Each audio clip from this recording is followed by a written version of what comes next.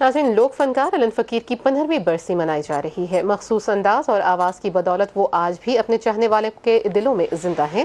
کراچی سے دیکھتے ہیں نومیتا گل کی رپورٹ۔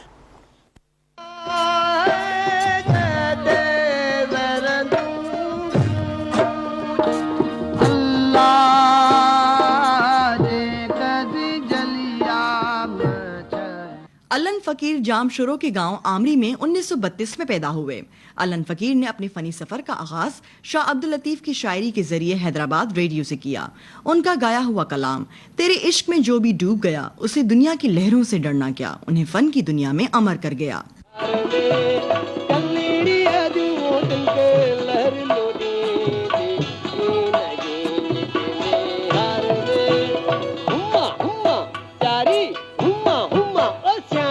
علن فقیر نے شاہ لطیف کے صوفیانہ کلام گا کر شہرت کی بلندیوں کو چھوا۔